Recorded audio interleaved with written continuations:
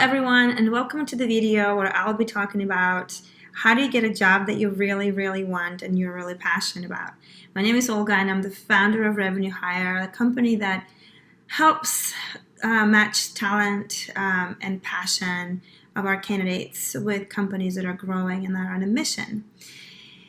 In my experience, I've conducted thousands of interviews, and so I have a thing or two to share what I wish candidates would do in the interview process, and unfortunately not a lot of them actually do that. So I hope that you'll learn something from this video that will help you in the next job search, or share this video with somebody that is actually going through a job search and they're just frustrated and they just want to do a better job getting a job.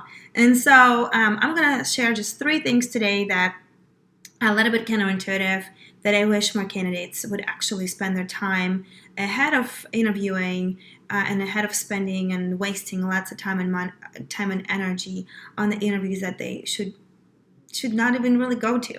So what are those 3 things, right? So the first thing is what I really recommend, anyone who starts their job search is to take your resume and look at your career and what you've done in the past and find a position or two where you really think, yes, that was something I was really excited about being a part of, and see what was common about it and what was it about the role or two that made it so. What made you successful in that position? Was it a manager that you've had, or was it the company's mission that you were passionate about? Was it your performance? Maybe it was a function that you really enjoy doing. If you were in sales, maybe it was the inside sales where you actually were on the phone in the office instead of going out there and knocking on doors.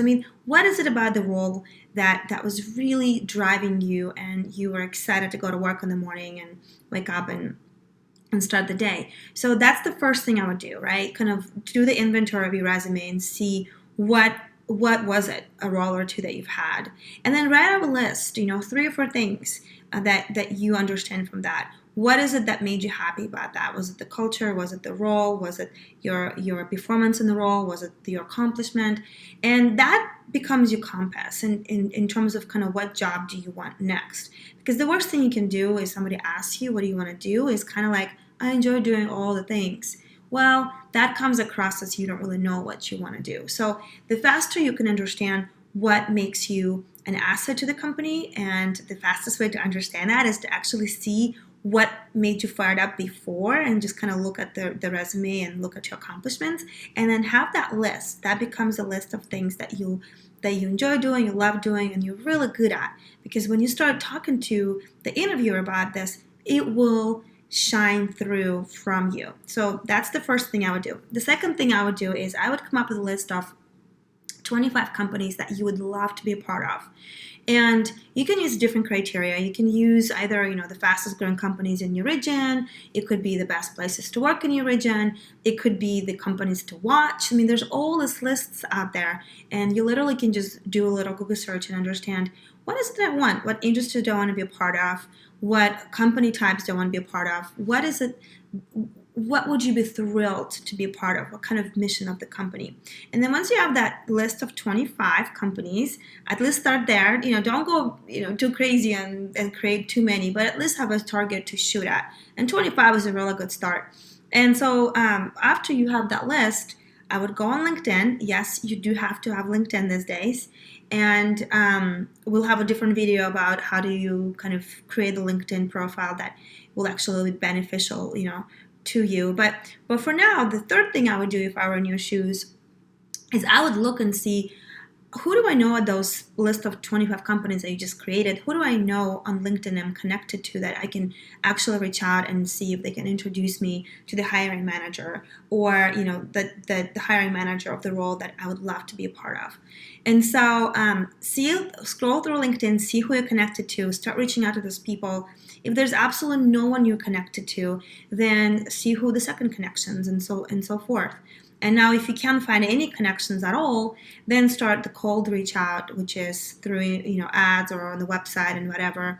And in your note, in the email and the application process, make sure you say why you want to work at the company and what asset are you, what kind of asset are you, and what do you bring to the table.